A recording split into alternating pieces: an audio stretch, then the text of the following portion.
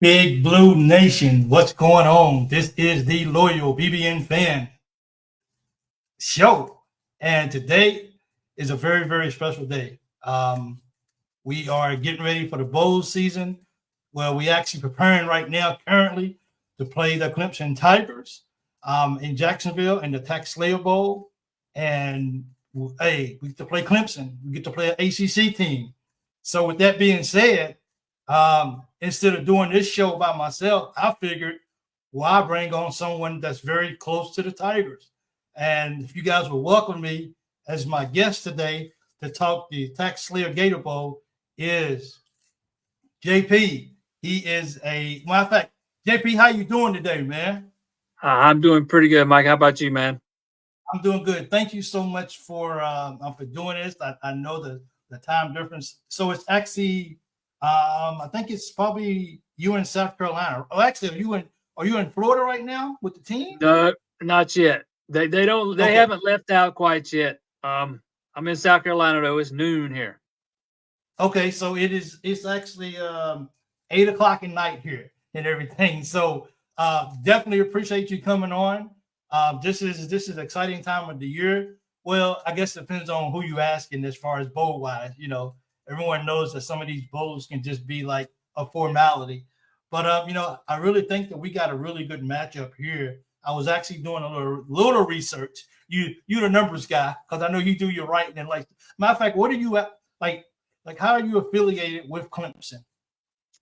Yeah, I'm on the Clemson beat. I cover Clemson, football, baseball, basketball for all ClemsonTigers.com. Matter of fact, just left from up there yesterday. Big signing day yesterday. I'm a big recruiting guy.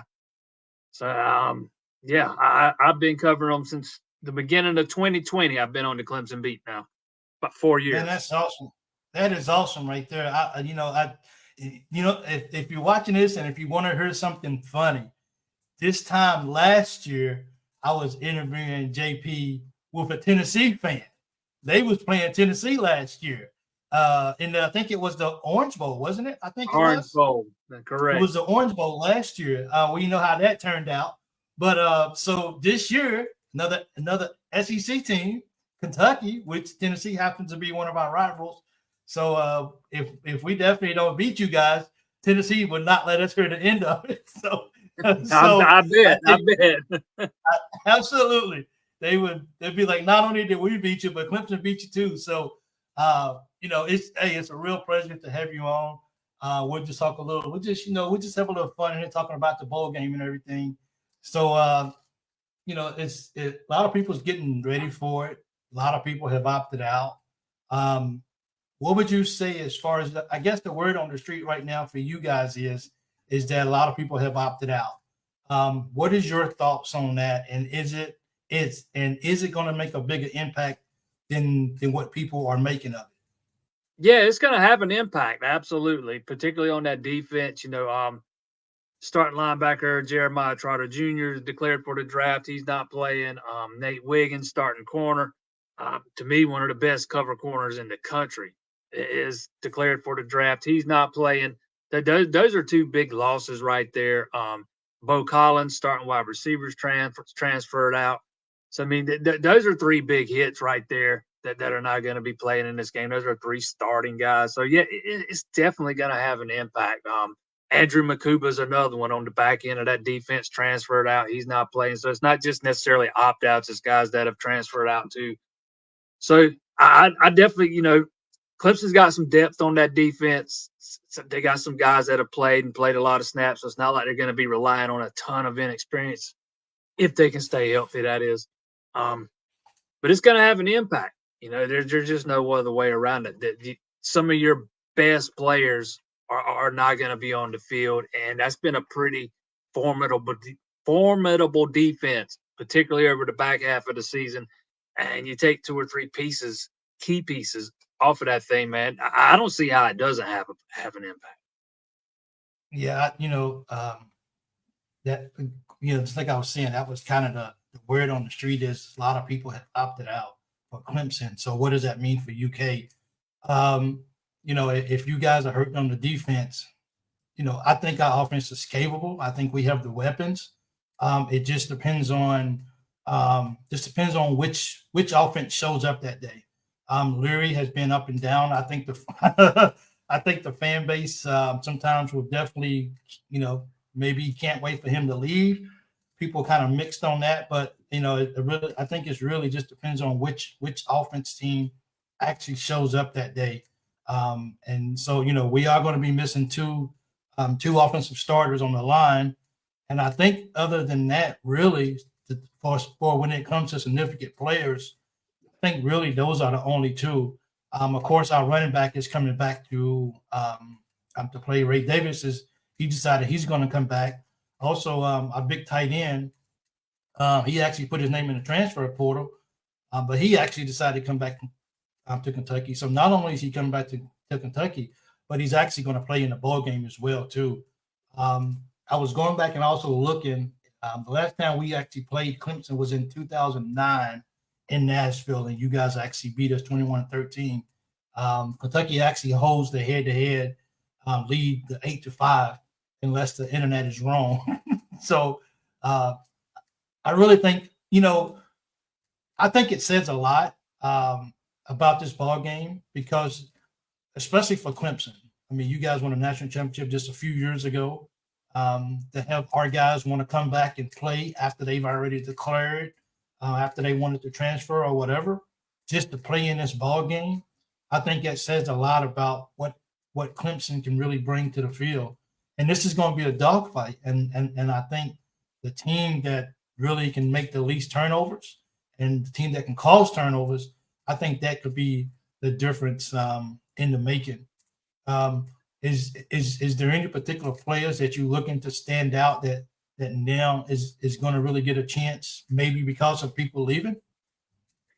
Yeah, and I think what you touched on there, some of those guys like Ray Davis playing in this game and guys choosing to play in this game for Kentucky, it says a lot about what Mark Stoops has created there too, man. He's built a nice culture there at Kentucky. Guys want to play for him.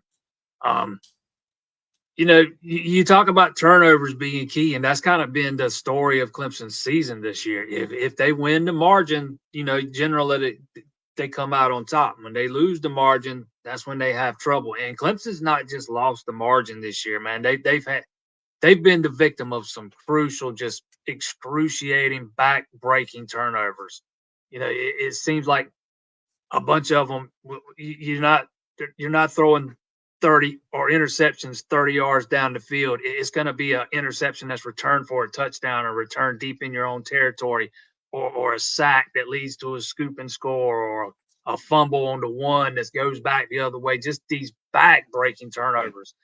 And Clemson's been victim to a bunch of those things this year. Got some of that cleaned up down the stretch. They rebounded nicely after losing to North Carolina State and Miami, and came back, won 4 in a row, beat Notre Dame, North Carolina, beat rival South Carolina in that streak, in that winning streak there. And I think this is a big game for how you want to finish the season. And if you drop this thing, it kind of makes that run you went on in November kind of feel like it was all for nothing.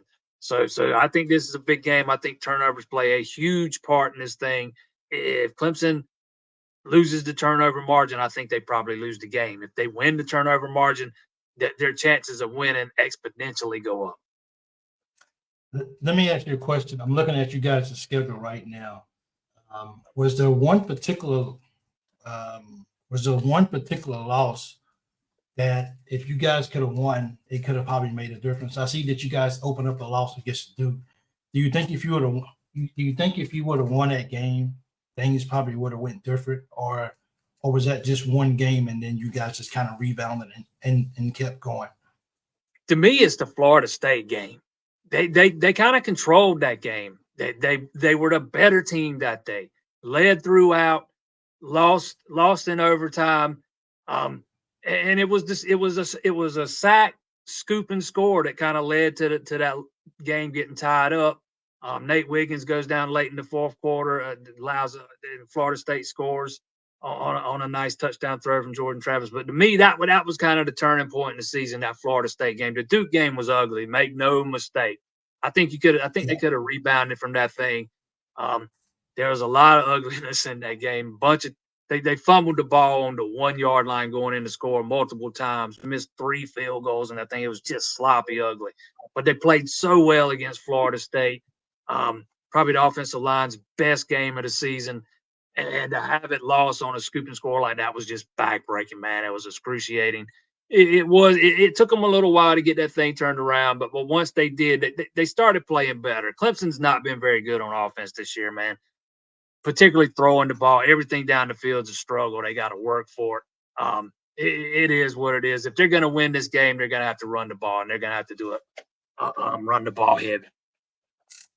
I think for myself, I think it was probably more. I mean, we played exceptionally great against Florida. Like, we looked like a team that was on a mission when we played Florida. But after that, we didn't really have that power game. Everybody got beat by Georgia, so they really destroyed us, and it was almost like they broke us in a sense. But we was in the game with Missouri in the first half, and hats off to Missouri. They had an exceptional year. But I think if we would have showed up in the second half, I think we could have beat them guys. But another bad loss for us is, of course, it was at the end of the year, right before we played Louisville, was South Carolina. And losing to those guys was just, you can ask the fan base, and it was just kind of unacceptable. It was unacceptable. We bounced back and we went in there and we gave Louisville what they wanted, which was L's down. But, another ACC team, if I should throw out there, that's what I'll do. But yeah, so, at this particular point, I had a guy who actually texted in and said, whoever wins this ball game doesn't really mean much. With the players opting out for both teams doesn't mean much because neither team will be at full support like in the regular season. With that being said, let me ask you a question. Who do you think needs this game more? Is this a game that UK really needs? Or is this a game that Clemson needs? Just like saying, we always say with Kentucky is the teams that we're supposed to beat, we need to beat them, like South Carolina, the Vandies, and all those teams. Do you think Clemson needs this game more than Kentucky needs it? Just moving forward as a program. I think both teams need this win. I don't tend to agree that this game doesn't mean anything. I get what he means, the opt outs and all that. And in the grand scheme of things, you're not playing for anything but a Gator Bowl. I understand all that, but for me, particularly with Clemson, again, you're riding a 4-game winning streak. You're trying to get the program, back to where it once was 3-4 years ago. You've taken a step back, and if you drop this game here, and to me, I don't care who opts out.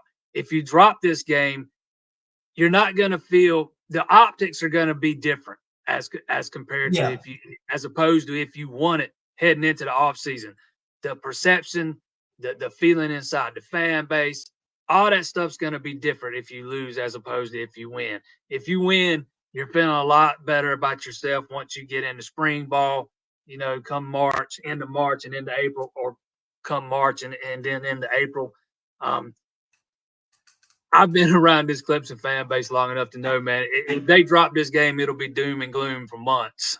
That's just the way it is. And I know a lot of fan bases are like that. That comes from the passion. That's how passionate people are. I understand all that.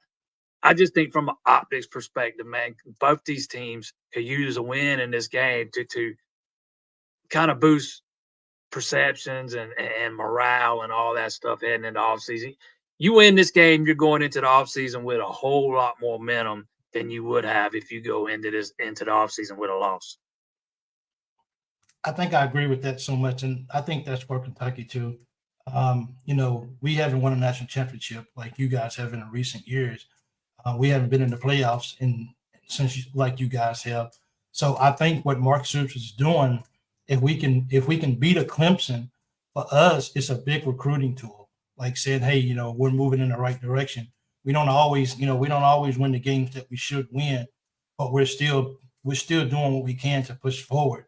And as the guy said, it probably doesn't really mean anything, But this is a chance for some of the young guys who don't really get to play, who may get opportunity to play in the bowl game, and they may actually get out there and they trying to see who's going who to look at before the spring or for next year. And I think, of course, with us, we have a lot of players coming back. I still hope some younger guys get a chance to get on the field and play. But with us having, for me, with so many people coming back and opting to play in this football game, that tells me that they're taking this like a real business trip, like we're going to Florida to beat Clemson, and that kind of excites me as far as what we can do. It's going to be a tough game. Like Clemson ain't going, Clemson ain't coming down there to to play around. These guys are coming to win the ball game too, even if they are shorthanded. They don't want that to be an excuse on why they don't win the ball game. Yeah, something you said there stuck with me. Kentucky wins this game. That's a big win when it comes to recruiting, man. Because regardless of the step back that Clemson's taken when it comes to the national landscape, they've not been in the playoff 3 straight years now. That Clemson name, that brand, it still carries recognition.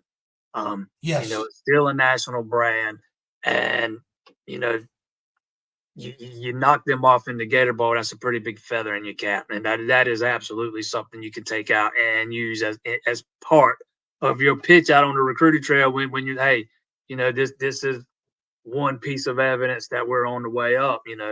yes, so might say we're on the way down, but this and this, including this win over Clemson, proves that we're not on the way down, despite probably not winning as many games as we thought we would in 2023. I can point to all this evidence here that shows quite the contrary.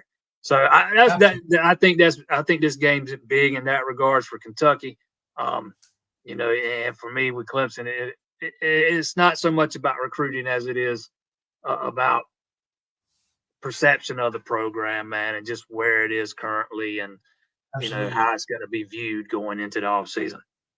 Absolutely. So there's another comment right here. I believe it's a bigger game for Clemson.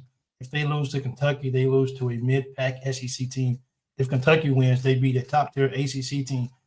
And yes, we're the underdog by, I think they got us as like a 7.5 point underdog right now. I think the last time I looked. Let me see.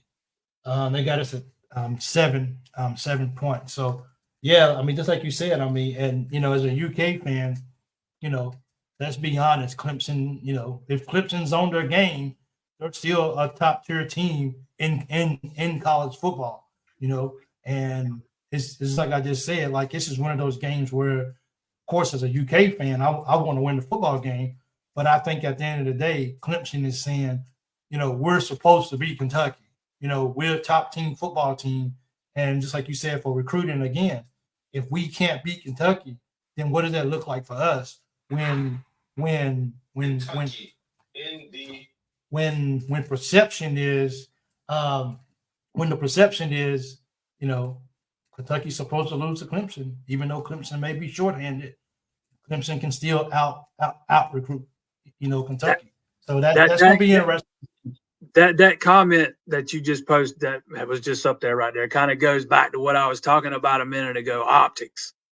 In reality, right now, this year, Clemson's a middle of the pack ACC team, but nobody looks at them that way. The optics that aren't what the optics suggest. They were 4-4 in ACC play. I don't even think they finished in the top half of the league this year, to be quite honest. So no, we didn't either. But again, yeah, it would absolutely look like Clemson's lose a top tiered ACC team losing to a middle of the pack SEC team. Absolutely, I would 100% agree with that. It's all about optics. That's what it is right there. Yep. You see, you guys as quarterback, Cade Klubnik. Yeah.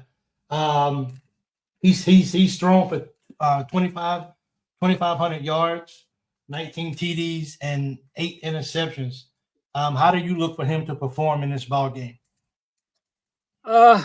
Klubnik's kind of been up and down this season. His good is really good, but man, he's made some boneheaded, that would be best described as freshman mistakes. But he's not a freshman; he's a sophomore. Although this is his first year as a starter. He's had some mistakes. He is not as far along as I thought he would be, man. I thought this kid was gonna be. I still think he's got an extremely high ceiling. Don't get me wrong. It's just taking him longer to get there than I thought he would. I thought he'd be much further along than he is right now. When he plays within the system and he's not trying to do too much and he's managing the game more so than trying to put the entire offense on his back and look like he's got to be the guy, he plays much better. When he gets some help from the running game, he plays much better. When he gets some help from the offensive line, he plays much better, much more within the, much more relaxed, and he's not pressing. There was a stretch across the middle of the season where, man, he got no help from the running game. The offensive line was porous, and he just looked like a guy that was trying to do too much, man. Like the game was still too fast for him. And I thought he settled in okay over the back half of the season or the last month of the season anyways. They weren't asking him to do too much. Clemson's banged up at receiver. Hopefully they're going to get some guys. They'll have guys like Antonio Williams back for this game again. Bo Collins won't be there, but Troy Stellato was playing banged up down the stretch. Antonio Williams has been out since the beginning of the season. He's supposed to be back. Tyler Brown's been a little banged up. So, hopefully this few weeks off gets those guys healthy, but and it gives Klubnik some more weapons to work with. But if he plays within the system and he gets some help from that running game, I think Klubnik will be fine, man. If he tries to go out there and do too much and he starts pressing, that's when he gets himself in trouble. I think that's pretty much the same way that we can say about Leary too as well. Coming into the season, he had this terrific career at North Carolina State. I think it was. We think people said, "Hey, man, he's not Will Levis per se, but he has his own special way that he throws the ball, and he's gonna, he's this guy." And I don't, as a Kentucky fan, we was not exactly happy with a lot of play. I mean, for the year, he went for 193 out of 345. So, I mean, he barely cracked 500, I think. I think he made 500, but over 500. But, I mean, it was just like the quarterback that we really thought that he was going to be. It just didn't happen. It just, he had some games like the Florida game. Well, actually, the Florida game, you got Ray Davis. So that's what that was. But overall as a quarterback, this is his last year. So this is his last football game. I'm not sure what he's going to do after this. But as far as just having the year that we really hoped he would have, we didn't. Accuracy, throwing the short ball, throwing the long ball. But just like you just said about your quarterback, when he was able to be on, he looked really good. Like he can really. He even played good against Tennessee, if I recall. But overall, we didn't get the quarterback, or maybe we didn't move fast enough. We didn't put enough emphasis on let's hurry up. And I'm not sure if that was the quarterback. I'm not sure if that was the sideline coaches. I'm not really sure, but it was just times where we just felt like we ain't putting forth, the effort that we was hoping to see. It's just not there. And I think to me that was 7 to 5 year is not, we're Kentucky, but Mark Stoops has given us hope to expect more. And 7 to 5, not the best. We going to another bowl game, but we really wanted to be better than that. And I think a lot of that had to do with the quarterback play. But that's my quarterback. I'm gonna ride with him in the bowl, and let's see what happens. Running backs, you guys got Mafar. Is that how you pronounce his name? Will Shipley and Phil Maffa. Maffa, okay. And like I don't know why they didn't I'm looking on ESPN and they're preparing each other, but I'm surprised they don't have him along with Ray Davis. That's kind of strange. Did he not have a big year this year, or was he just okay? they had their moments. They did not have the season that most had anticipated. You know, they were supposed to be Okay. this big time 2-headed monster at running back, and a lot of that was due to poor offensive line play. But some of that falls on their shoulders too. Both those guys. I didn't think they Yes. played. I didn't think they played particularly well over the first half of the season. Thought they did, you know, as the season moved along. But Shipley got hurt, missed the game. I missed the Notre Dame game actually. And Maffa kind of assumed these 1A because they've always kind of been 1A and 1B, with Shipley being 1A and Maffa being 1B. And Yes. Maffa went out there and ran all over Notre Dame. You know, he just Okay. had a field day against Notre Dame while Shipley was out. And after that, it was kind of Maffa was 1A and Shipley was 1B. And um, Shipley ended up getting banged up again and had the flu during the South Carolina game. So he had some things working against him, along with a porous offensive line. But they did not have the season that was expected. Two really good running backs, two very solid running backs.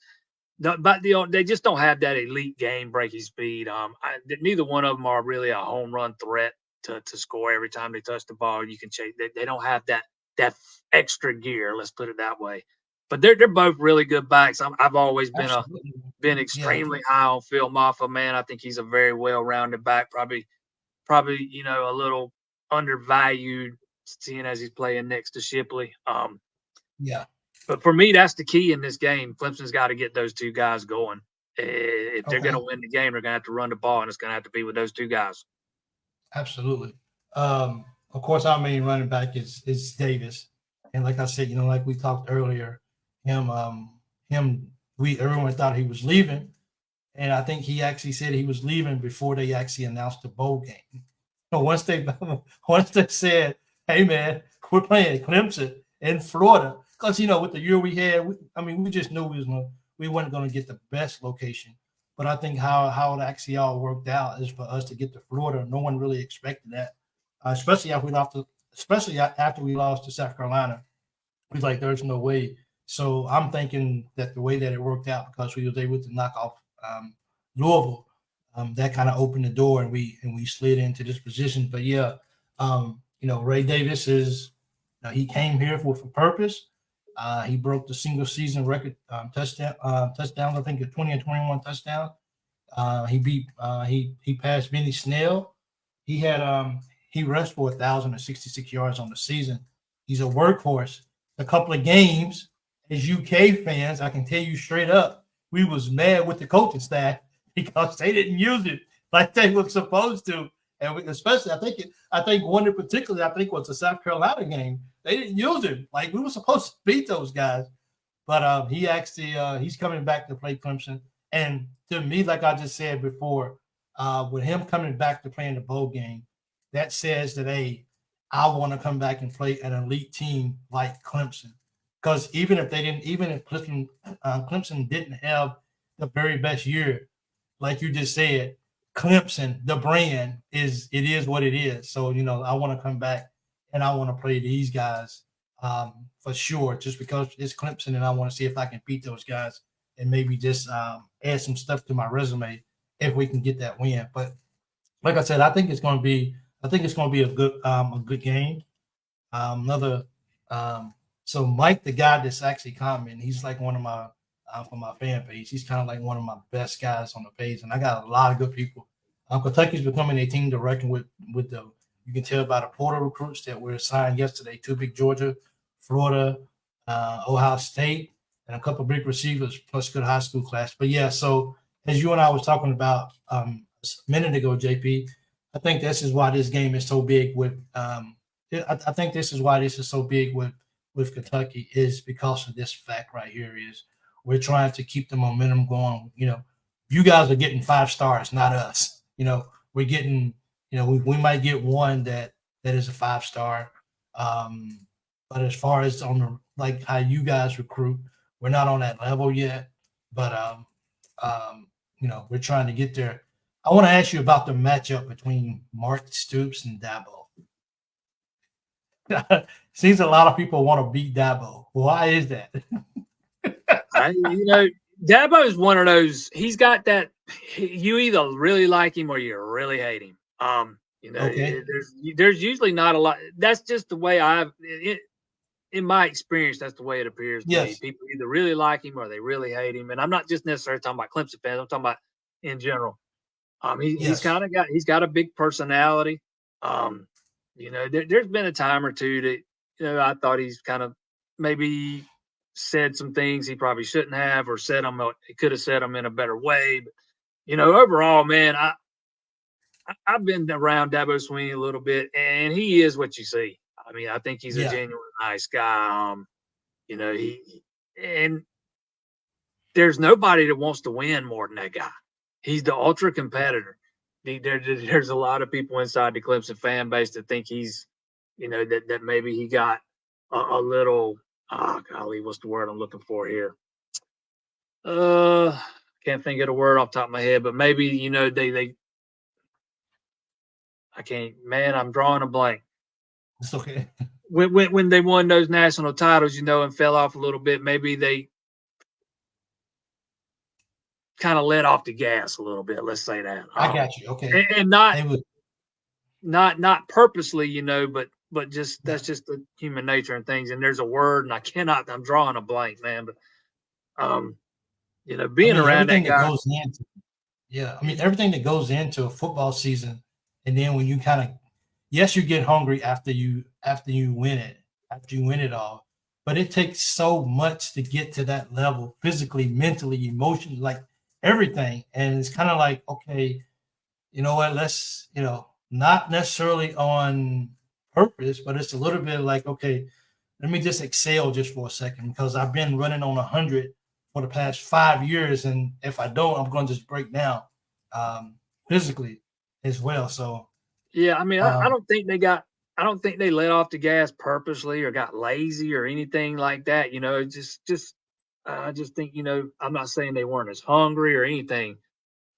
He lost some assistants. Venables left, Tony Elliott left, Jeff Scott left, and he hired some young and inexperienced guys in in their places.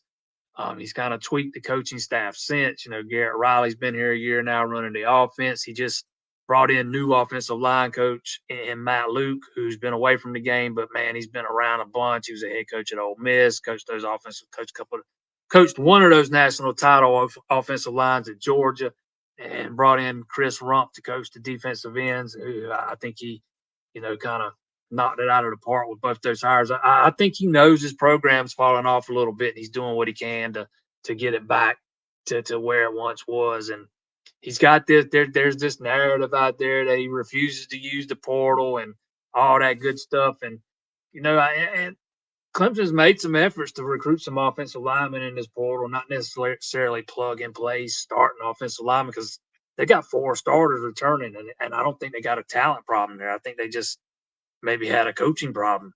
And again, like I said, I think he's done something to address that. But it's not the fact that, you see him using the portal or trying to use the portal, and there's still this narrative out there, oh, man, he refuses to use the portal. He hates it, blah, blah, blah, blah. He probably doesn't like the portal and the advent of some of these new things here, but that there's an effort there being made to use it. And again, he's either a guy. It seems most people either like him or they hate him. There's no in between. And um, I think this is a game that's got 2 pretty good head coaches. Man, Mark Stoops is man. What he's done in Kentucky's been nothing short of remarkable. It's kind of been a hard place to win at over the years. It's been viewed as a basketball school, and you know I get it, man. I think Kentucky was looking to have a better than a 7-5 season this year, and I only got to watch them play once. That was the South Carolina game, so and it was not their. I got to say, I can't believe that was one of their better efforts of the yes, season, because that one was ugly that night. that was But ugly. that was the Yeah, only game I got to watch them play. But um, you know, I think you got 2 of the better head coaches in the country playing in this game. I got a world of respect for what Stoops has done there at Kentucky, because not he could have easily went there and turned that thing around and used that place as a stepping stone job and going on to something bigger and better. But man, he stayed there. He stayed the course, and he's trying to turn that thing into something. And I think they're in the midst of getting that thing turned around there and turning. they've been winning 9. They went what 9-3, 9-4 last year. It's not like they're going 7-5 every year, man. He's turned that program into a respectable one, man, and I think he's done a lot of good things there. I think so too, and of course, everyone thought he was on the verge of leaving for A&M. Yeah, I wasn't gonna mention that. Yeah, everyone. But you know what though? It's funny because it was a lot of people that was happy. Like, yes, basically people, a lot of fans was like, I think we really reached our ceiling with Mark Stoops. He's a good coach. We appreciate what he's done. He's now winning his head coach at Kentucky. But I think I think for us to move to phase 2 or whatever you want to call it, I think it's time to bring somebody else in. So, but then there was a lot of people that was like, hey, we want to keep him. They was, we was really happy that he stayed. That was a really big scare. So at the end of the day, I think it's more. I think more fans are actually excited about him staying than than a lot of people. That sounds very, very familiar. Very familiar. You go back to the late 90s, Tommy Bowden at Clemson. Yeah. It could never, he got Clemson to a certain point, and it looked like they were always on the verge of taking that next step into national relevance. And then you'd have that, you'd lose to Wake Forest or somebody like that. And, Make you scratch your head, don't it? there were so many people inside the fan base who thought Clemson had reached its ceiling under Tommy Bowden. And come to find, maybe they had, they end up parting ways with him.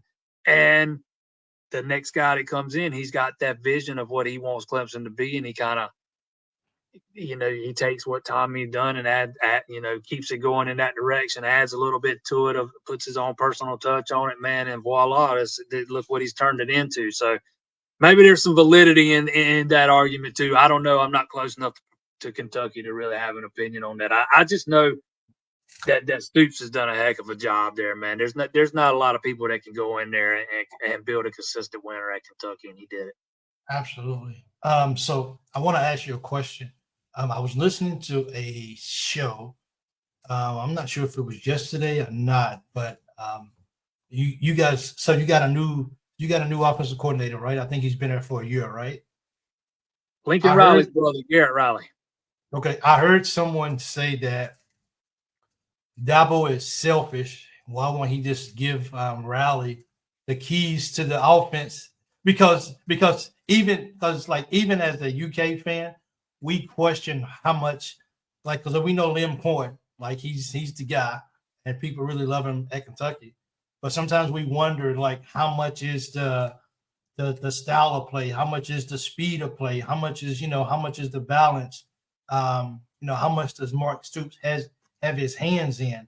And it's odd that you as a head coach, of course it's your ship, and whatever happens at the end of the day, it's on you.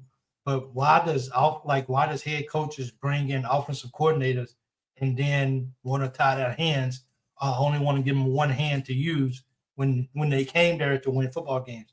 So do you think Dabo this year held back the offensive coordinator for you guys? Exactly, man. Why would you go out and spend all this money to bring in one of the who you think is one of the best coordinators in the country, only to tie one hand behind his back and handcuff him? I've been dealing with this all season long. Garrett Riley does not even come to Clemson if he's not given the keys to the car. If you look at the offense and what Clemson's done on that side of the ball this year compared to what they did last year, there are some noticeable differences. What is the same, though, is the results. And when the results are the same, everybody thinks everything's the same. Clemson used to lean heavily on those inside zone runs, and the offensive line ran this simplified zone blocking scheme. You go watch Clemson now, they're trying to, especially early in the season, they're trying to run a bunch of counters and traps, and they're getting offensive linemen out pulling, and they weren't very good at it. Those offensive linemen, they look very slow and unathletic or confused. And then, matter of fact, in the Notre Dame game, they just scrapped all that stuff and went back to the more simplified, just hat on a hat zone blocking scheme. And that's a big part of why they won. And they kind of went with that the rest of the way. We saw some more. we still saw a little bit of the pulling and the counters and the traps and all that stuff, but not quite like to the extent we had in the first half of the season. So I think when the results are the same, it kind of to the average Joe is gonna, everything's gonna look the same. But no, Yeah. I don't think Dabo's handcuffing Garrett Riley. Does he have say in things? Absolutely, man. He's the head Yeah. coach. He should have say in things. Like you said, the buck stops with him. It's his responsibility. He said, I remember Dabo said after the South Carolina game, because they did not throw the ball much at all. They made no effort to push the ball down the field at all, really. They just wanted to go in there, run the ball, lean on that defense, and win. And he made a comment after the game that there's somebody, I can't remember what the question was, but something about the passing game, and Dabo said, I can't remember having to say no so many times. It made it sound like he was telling Garrett Riley, no, man, we're not passing, we're not passing, we're not passing. Which I understand it. You're running it, you're winning, what you're doing is working. And leave, you don't fix what's not broken. But so yeah, to that extent, I think Dabo's going to have some say. Is he out there calling plays and stuff? If you really watch them, I spent a lot of time watching Dabo and Garrett Riley over the season because I dealt with a lot of this talk, and I wanted to be as confident as I was in what I was talking about. But if you Yes. watch, you can tell who's calling the plays. It's pretty easy to tell if you watch them. Dabo carries this big piece of laminated paper around with him. Everybody thinks it's all the play sheet and everything. If you look at Garrett Riley, he's just got some what looks like crumpled up cards in his hand but he's the one signaling in the plays, and that thing Dabo carries around. I'm not saying it doesn't have plays on it; it probably does, but it's also got a bunch of situational stuff on it, like what we're gonna do in this third down situation or this fourth down situation or the 2-point conversions and stuff like that. There's a lot of stuff on that thing, man. It goes much deeper than just play calling. And again, I go back to what I said at the beginning. If Garrett Riley's going to be handcuffed and he's not going to have the keys to the car, he's not taking the Clemson job to begin with. Yeah, absolutely. And you would think that Liam coming from the Super Bowl champions, the Rams, I think it was, and then you come into college football, like you was probably, and the Rams had a very fast offense as well too. So it's kind of like you go into this from this elite level down to college, and then you play. Cause I mean, we had one of the players. We was one of the slowest teams when it deals with running plays. We was the opposite of Oregon or those teams who just went extremely fast, or the Tennessees. So I really hope that one thing that I really would like to see in the bowl game is let's open it up and let's see how fast we can go. Let's see what can happen. It's a bowl game. And if you say that, we want to win it, then we got to go out there and we got to play. So one more position player, and then we'll be ready to close it out. T. Brown, he has 51 receptions with 519 yards and 4 touchdowns.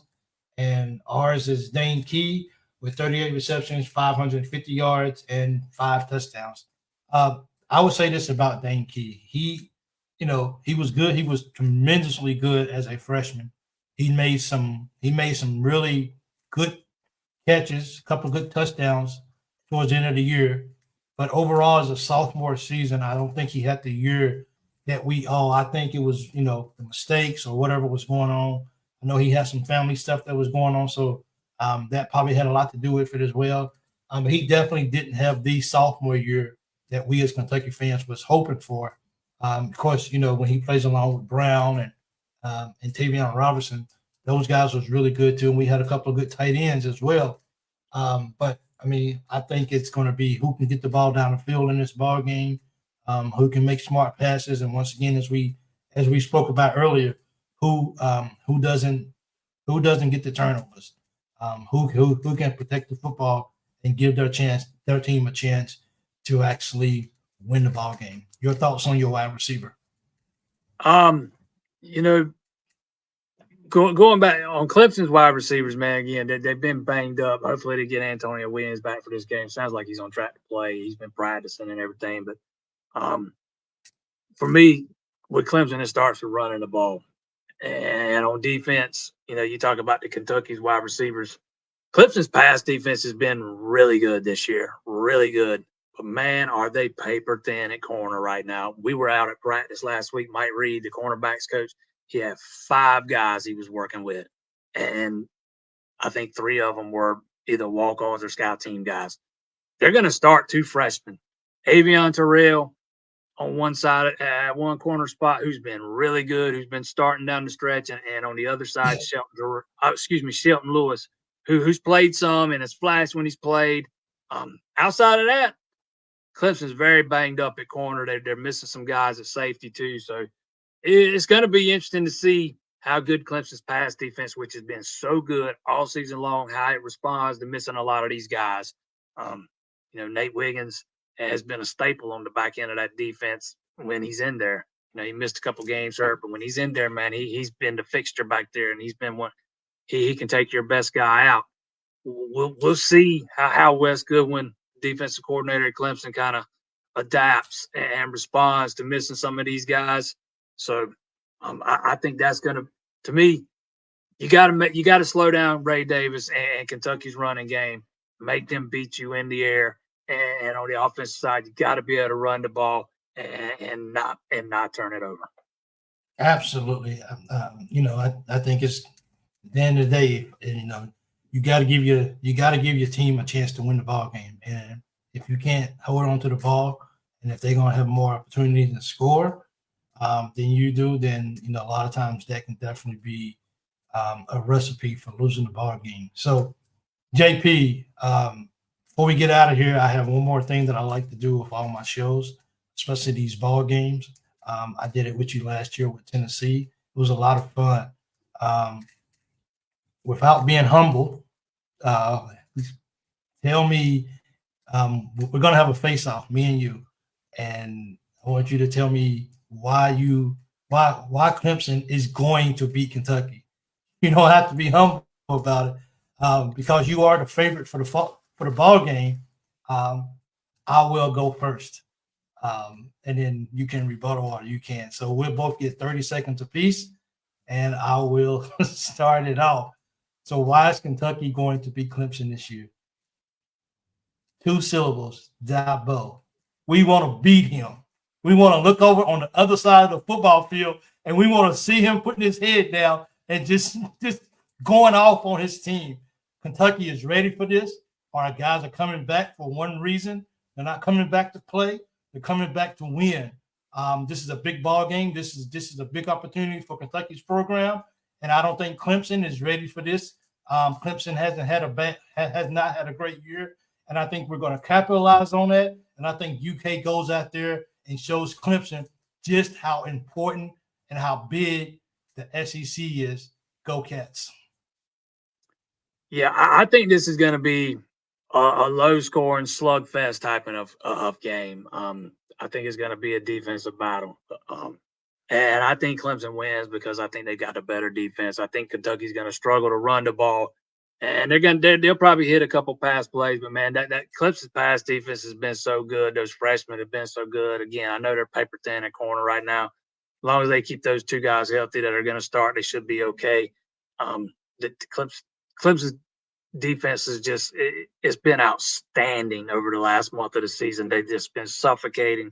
And I think that's going to be the difference in the game. I think Clemson wins the turnover margin. I think they stop the run, and I think they win a low-scoring affair. There you have it. There you have it. The TaxSlayer Gator Bowl between the Kentucky Wildcats and Clemson Tigers, Jacksonville, Florida, December 29th. We wish you the best, man, as a team. I definitely, if I get a chance to look at the box, maybe I see you up there. I'm like, hey, I know him. He's a good guy. He told me I'll be there, man. I'll be there. I'm leaving Christmas Day. Oh, okay. That's cool. So I was like, he told me that Clemson was going to win. You eat it, buddy. We will. But hey, as always, I thank you. This is the second year in a row that you have came on and helped me out to do the show. And I really, really appreciate it. Thank you guys so much for coming on and viewing and stuff like that. We was going to record it, but we didn't have enough storage to actually save it. So we just said, let's just go live. And JP was very helpful.